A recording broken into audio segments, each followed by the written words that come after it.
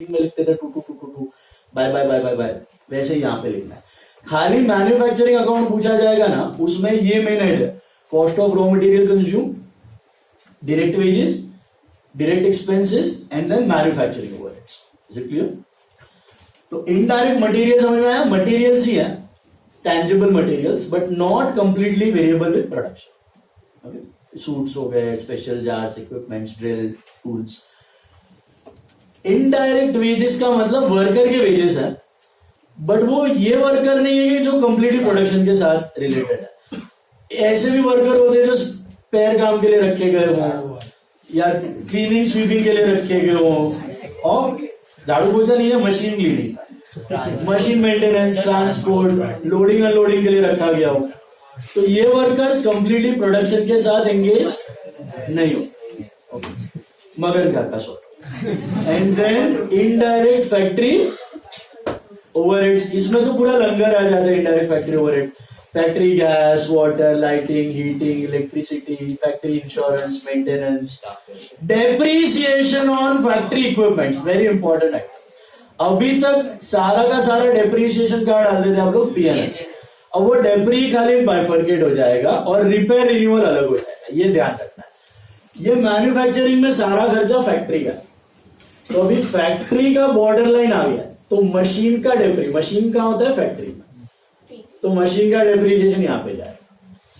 कहाँ पे? Manufacturing, not under trading.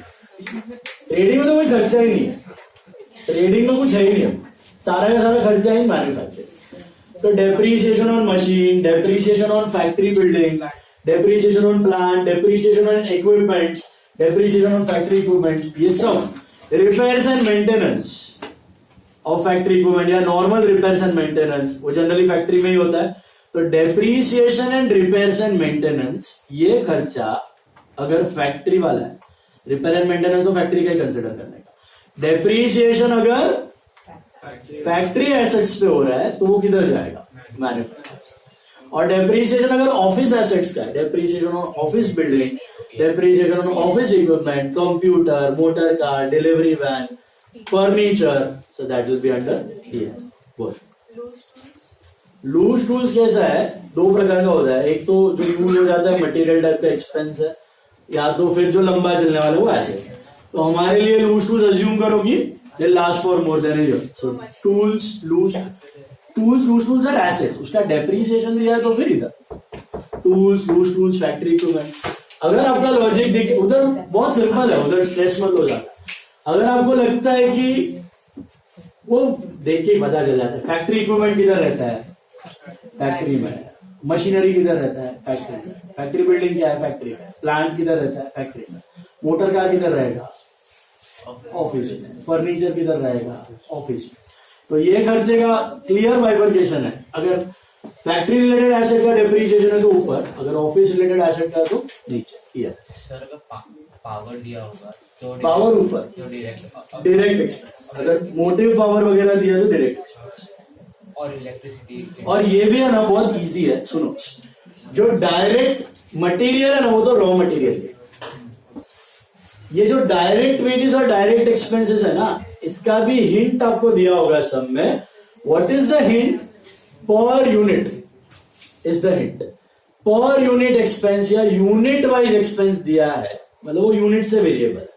तो यूनिट से वेरिएबल है तो वो क्या हो गया? डायरेक्ट। इनडायरेक्ट के लिए कभी पर यूनिट नहीं देगा, लंप सम एक्सपेंस देगा। That's your hint. When you do the problem you get it automatic. Sir outstanding factory rate हुआ तो इस अकाउंट में इसमें ऐड होगा liability, not under PNL, not under trade. इधर आउटस्टैंडिंग ऑफिस रेंट है तो ऑफिस रेंट में ऐड होगा। ये अकाउंट ही है, ट्रेडिंग के जगह सारा खर्चा ऊपर चला गया। मैन्युफैक्चरिंग अकाउंट है, ये डेबिट साइड है, ये क्रेडिट साइड, ये एक्सपेंसेस है सारे। समझ आया? डायरेक्ट एक्सपेंस ऊपर लिखना। हाँ, वो ऑर्डर इंपॉर्टेंट है, पहले डायरेक्ट आएगा फिर इनडायरेक्ट। हो सके उतना ऑर्डर मेंटेन करने का। मेन सम में है ना, जब एक्चुअल सम करोगे ना, तब खाली रॉ मटेरियल का पोजीशनिंग याद रखो, उसके बाद जो मसाला आता है भरते जाओ। जब खाली मैन्युफैक्चरिंग अकाउंट हम लोग बनाएंगे तब ये ऑर्डर फॉर्मेट इंपॉर्टेंट करवाऊंगा मैं। अभी सुनो, डायरेक्ट में 3 है, raw material wages and manufacturing overheads. Indirect में भी 3 है, raw material wages and manufacturing. वो किस में जा रहा है? फैक्ट्री ओवरहेड्स या मैन्युफैक्चरिंग ओवरहेड्स। डायरेक्ट और इनडायरेक्ट का फर्क समझ आया? Direct are completely variable, completely fluctuating with the number of units. Indirect are might be fixed, might be semi variable. Fixed मतलब वो मंथली बेसिस पे ही पे करना है, रेंट हो गया, इलेक्ट्रिसिटी हो गया, डेप्रिसिएशन हो गया, वो फिक्स हो गया।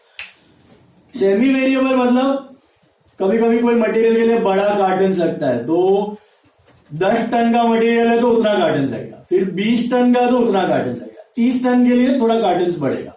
यूनिट्स के साथ वेरिएबल नहीं है, एक लिमिट है, उसके ऊपर वो वेरिएबल हो जाता है। मतलब आप अगर 100 बॉक्सेस बनाते हो तो एक बड़ा कार्टन, फिर सीधा बड़ा कार्टन 200 बॉक्सेस में लगता है, तो 100 के रेंज में वो चेंज हो रहा है। They are called as semi variable. Some part is fixed, some part is variable. Okay, so that type of expense will come under your manufacturing. उसके बाद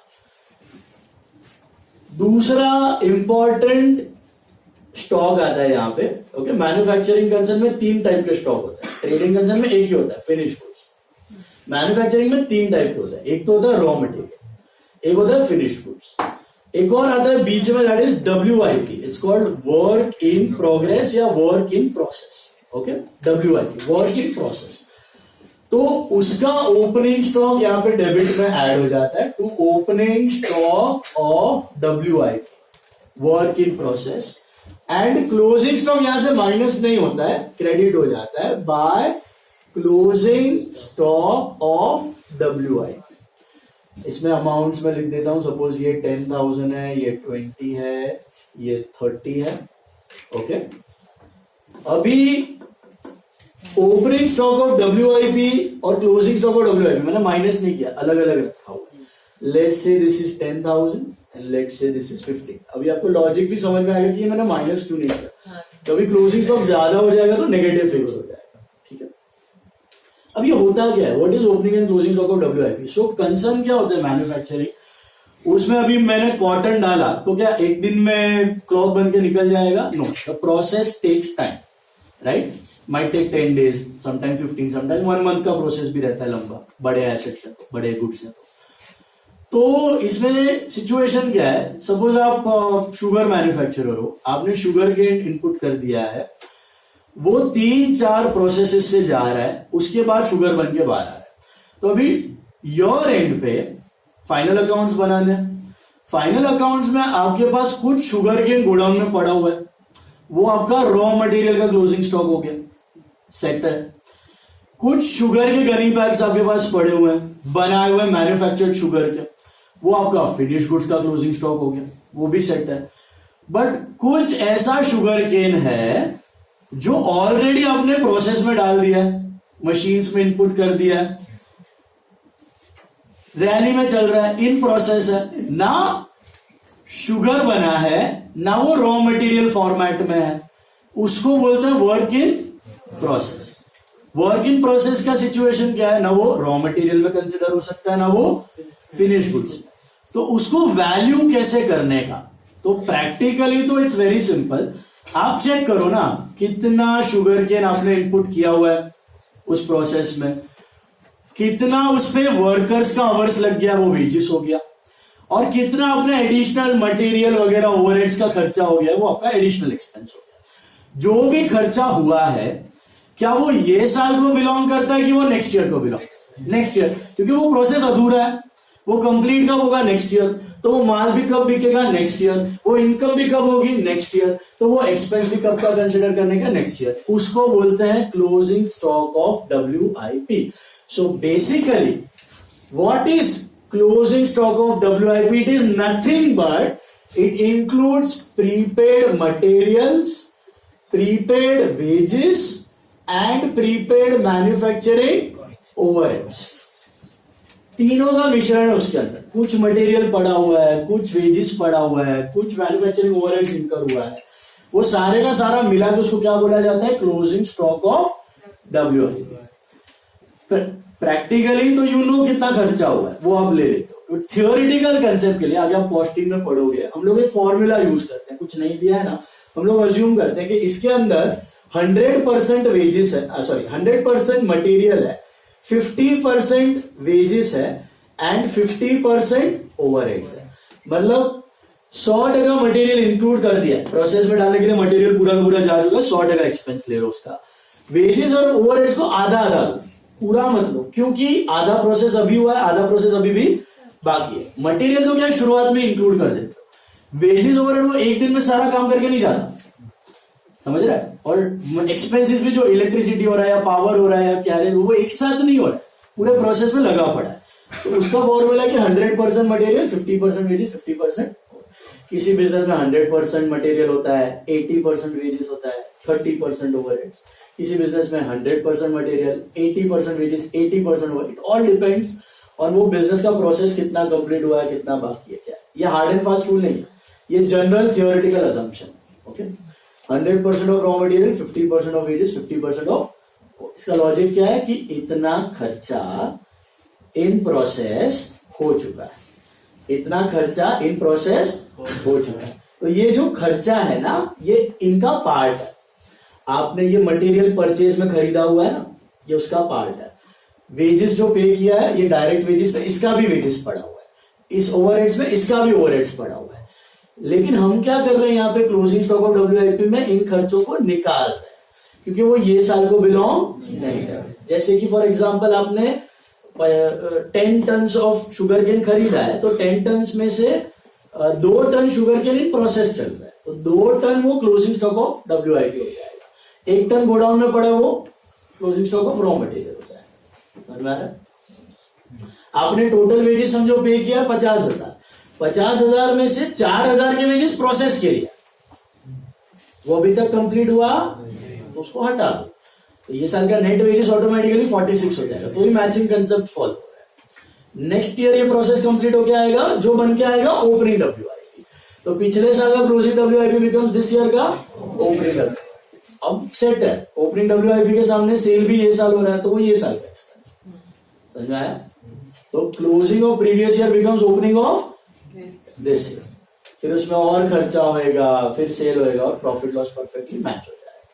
तो what is opening and closing WIP? They are nothing but goods in process. उसमें खाली raw material का खर्चा नहीं है, खाली फिनिश गुड्स का खर्चा नहीं है। उसमें क्या पड़ा हुआ है? थोड़ा सा रॉ मटेरियल, थोड़ा सा वेजेस, थोड़ा सा। पूरी तरीके से फिनिश गुड्स बना, आधा हुआ है, आधा नेक्स्ट ईयर होगा और फिर बिकेगा। माइनस नहीं करना है, माइनस यहां से ये सब साथ में ना जत्था। इसमें कुछ प्रीपेड रॉ मटेरियल है, कुछ प्रीपेड वेजेस है, कुछ प्रीपेड ओवरहेड है, वो सारा मिला के कहा जाता है प्रोसेस वाला। तो उसमें से तुम प्रीपेड यहां से माइनस करो, ये प्रीपेड यहां से माइनस करो, ये प्रीपेड यहां से माइनस करो, वो टीडीएस हो जाता है। तो प्रोसेस में जो गुड्स है वो कैलकुलेट करना इजी है ना। तो एक साथ प्रोसेस में जितना गुड्स है उसका पूरा प्रीपेड एक साथ, इसमें सब कुछ आ गया। 3 क्लोजिंग स्टॉक है, WIP भी है, रॉ मटेरियल का अलग है, फिनिश गुड्स का अलग है। लॉजिक बैठा दिमाग में? हाँ sir, CWIP related to the factory भी इसमें CWIP है ना, वो तुम्हारा ये है capital work in progress. Capital work in progress का मतलब ये नहीं, कैपिटल वर्क इन प्रोग्रेस का मतलब कोई बिल्डिंग है, वो आधी बनी है, वो बननी बाकी है, वो फिक्स्ड एसेट, वो एसेट में जाएगा, वो एक्सपेंस नहीं है आपका, ये गुड्स का है। तो इसको बोलते हैं आपका गुड्स का closing WIP। Closing stock, normal closing stock is work in process of goods. Capital work in progress मतलब आप देखते हो किसी एसेट में दिखाएगा, मतलब आधा बिल्डिंग बना है, पूरा बनेगा तो नेक्स्ट ईयर पूरा बन के आएगा, या प्लांट है, वो एडजस्टमेंट में नहीं आएगा, वो एसेट ही है। उसका एक एंट्री है एसेट टू कैश, तो दूसरा इफेक्ट कैश में से माइनस होता है। उसका मतलब ये है कि नेक्स्ट एक्सपेंशन मोड में है, चल रहा है, नेक्स्ट ईयर काम आएगा वो बिल्डिंग पैसा, फिक्स्ड एसेट। अभी ओपनिंग और क्लोजिंग WIP बैठा दिमाग में। Don't subtract closing from opening, कभी पॉजिटिव आएगा कभी नेगेटिव। अच्छा, यहां तक क्या समझ रहा है लॉजिक? रॉ मटेरियल का लिखा मैंने, direct material, direct wages, direct overhead, उसको क्या बोला जाता है? Prime cost, direct cost. अभी सुनो, प्राइम कॉस्ट, ये लिख दो, prime cost plus factory overheads is equal to factory cost. Prime cost plus factory overheads, ये इनडायरेक्ट तीनों और डायरेक्ट तीनों, इनको मिला के क्या बोलते हैं? Factory cost. The word used is factory cost. Production cost या फैक्ट्री कॉस्ट. मैन्युफैक्चरिंग कॉस्ट या फिर factory cost.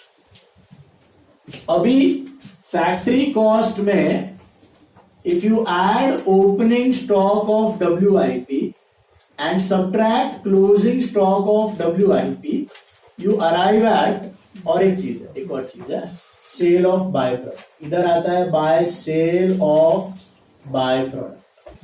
Bye sale of by product. What is a by product? You no,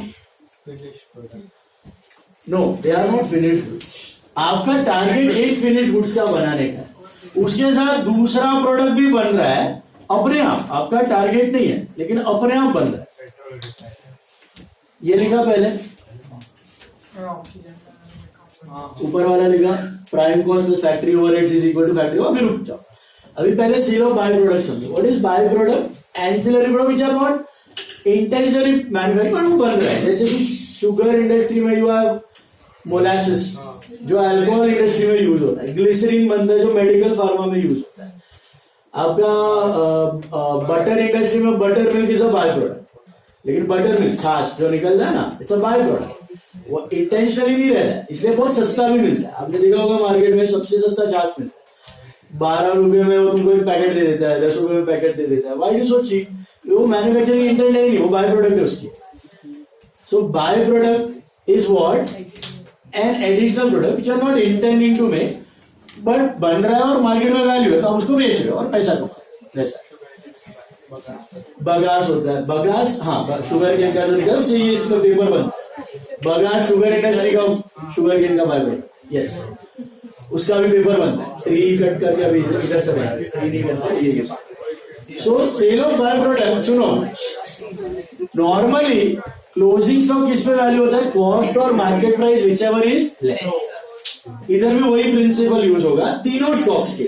सुनो ध्यान से, last point. Raw material closing stock के लिए भी same fund है. कॉस्ट और market price which is low. WIP का भी सेम है. फिनिश गुड्स का भी सेम. कॉस्ट और market price which ever is low. थोड़ा सा वेरिएशन है, इन्वेंटरी चैप्टर में बताऊंगा. अभी सेल ऑफ बाय प्रोडक्ट जो है वो कॉस्ट और market price which ever is low में वैल्यू नहीं होता, क्योंकि बाय प्रोडक्ट का कॉस्ट ढूंढना इस माथे का दुखावा. तुमको मालूम नहीं हो बाय प्रोडक्ट कितना है, क्या निकलेगा और कितना कॉस्ट उसमें गया है. वो सब मगजमारी कोई बिजनेस करता, और वो इंटेंशनल प्रोडक्ट भी नहीं, वो बेचने का इरादा भी नहीं है. वो तो बिक रहा है, मार्केट में भाव आ रहा है तो ठीक है. अभी छाछ बनाना अमूल का मेन काम नहीं है, ग्लिसरीन बनाना वो द्वारिका शुगर का मेन काम नहीं है. वो शुगर बनाए, छोटा सा पार्ट, नेग्लिजिबल वैल्यू. तो क्या करते हो आप? By product are valued at NRV. NRV का मतलब होता है net realisable value, which means in layman's term sale value. उसका जो भी सेल वैल्यू आएगा उसको आप सिंपली क्या करो? मैन्युफैक्चरिंग में क्रेडिट कर दो. क्रेडिट का मतलब कॉस्ट कम कर दो. कॉस्ट उसको इनकम के जैसा मत दिखाओ. अदर इनकम के जैसा भी कुछ लोग कर लेते हैं, but don't show it as other income. Other income मतलब वो जेन्युइन इनकम है आपकी, कुछ तो अदर सोर्सेज से इनकम आ रही है. ये तो आपका इंटेंशनल चीज है ही नहीं. ये आप बन रहा है, बिक रहा है तो बेच लो, जब तक बिक रहा है बेचो. तो sale of by product it is always advisable to credit it to manufacturing account. Credit करने का मतलब टोटल कॉस्ट से वो कॉस्ट कम करना. तो टोटल प्रोडक्शन का कॉस्ट आपका क्या हो गया? कम. जितने से हुआ उतना, जितना बिका उतना. तो सेल ऑफ बाय प्रोडक्ट बोलो या सेल ऑफ स्क्रैप बोलो या सेल ऑफ वेस्टेज बोलो, सब कुछ सेम है, वन एंड द सेम. जो आप P&L में डाल देते ना, sale of scrap, sale of wastage, वो भी किधर डाल देने का? Manufacturing. Sale of by product, sale of scrap, जो भी वैल्यू आया, समझो मेरे को 5,000 का सेल ऑफ बाय प्रोडक्ट आया, तो सेल ऑफ बाय प्रोडक्ट समझ में आया. कुछ वैल्यूएशन का लफड़ा नहीं है यहाँ पे. कॉस्ट और NRV कितने पे आया, प्रॉफिट मार्जिन, वो सब देखने की जरूरत नहीं. जो जितने में बिका, 2 में बिका, 4 में बिका, 5 में बिका, क्रेडिट करने वाला इसका एंट्री है cash to sale of by product या cash to by product, and then by product will be transfer to manufacturing. Cash में टू बाय प्रोडक्ट और बाय मैन्युफैक्चरिंग, सॉरी, कैश में to by product, by product में by cash and to manufacturing. तो manufacturing में आएगा by. That's your income. but don't show it under P&L. Reduce it from the cost. Because you are not intentionally doing it or selling it. Other income में क्या आता है? Interest income आता है, dividend income आता है, rent income आता है, जो आप intentionally चाहते हो, तो आ रहा है, इसको cost से कम कर दो. अभी यहां तक समझ में prime cost plus factory overheads is factory cost. अभी factory cost plus opening stock out WIP minus closing stock out WIP minus sale of by product is equal to cost of production. इसको क्या बोलते हैं? Cost of production. समझ में आया? Factory cost plus opening WIP, factory cost plus opening WIP minus closing WIP minus by product. ये minus हो रहा है, ये कॉस्ट को बढ़ा रहा है, ये कॉस्ट को कम कर रहा है. तो ये कॉस्ट को कहा जाता है कॉस्ट ऑफ प्रोडक्शन, जो आता है यहां का balancing figure. By cost of production, by cost of production. ये जाता है trading account, transfer to trading account. इधर प्रॉफिट नहीं होगा मैन्युफैक्चरिंग में. प्रॉफिट कब होता है? जब कुछ सेल होता है. इधर कुछ भी सेल किया आपने तो बाय प्रोडक्ट सेल नहीं हो तो चिंदी है. कुछ बड़ा सेल हुआ ही नहीं तो इधर हमेशा debit will be heavier than. तो जो ट्रेडिंग का पूरा जत्था था ना खर्चे का, वो ये है कॉस्ट ऑफ प्रोडक्शन. ये ट्रांसफर होगा ट्रेडिंग में, तो ये टोटल करोगे तो आप कितना आएगा? Debit 43, 93, 153, 213, 223, 2,23,000 minus 20, 2,03,000. This is your पूरा प्रोडक्शन का कॉस्ट. ये बैठेगा किधर? Trading account debit side. अब छोटा सा ट्रेडिंग अकाउंट बता रहा हूं मैं, इसका इज्जत ही नहीं है अभी. ट्रेडिंग अकाउंट देखो, ट्रेडिंग अकाउंट में क्या आएगा? Opening stock of finish goods, जो लास्ट ईयर बच गया था. फिनिश गुड्स कैसे वैल्यू होगा? फिनिश गुड्स में मैंने बताया WIP में मटेरियल पूरा है, वेजेस और ओवरहेड आधा आधा है, बट फिनिश गुड्स में पूरा का पूरा वैल्यू आ चुका है. फिनिश गुड्स में पूरा का पूरा value, full of raw material, full of wages, full of overhead. So what are finished goods? Like the normal closing stock which you are doing right now. What is closing stock? Does it only involve purchase expense या all the direct expense का prepaid? What is closing stock? You know, उसमें purchase का भी कुछ part prepaid है, wages का भी कुछ पार्ट है, ओवरहेड्स का भी कुछ पार्ट है. खाली WIP और फिनिश गुड्स में ये फर्क है कि WIP में आधा आधा खर्चा घुसा है, फिनिश गुड्स में पूरा खर्चा हो चुका है. तो full of raw material, full of wages, full of overheads, सबका प्रीपेड पार्ट पड़ा हुआ है इन फिनिश गुड्स. वो हम लोग इन्वेंटरी चैप्टर में पूरा देखेंगे, how to value all the stocks. So full of raw material वो वैल्यूएशन होता है जब करेंगे तब. तो वो क्लोजिंग स्टॉक बना यहाँ का ओपनिंग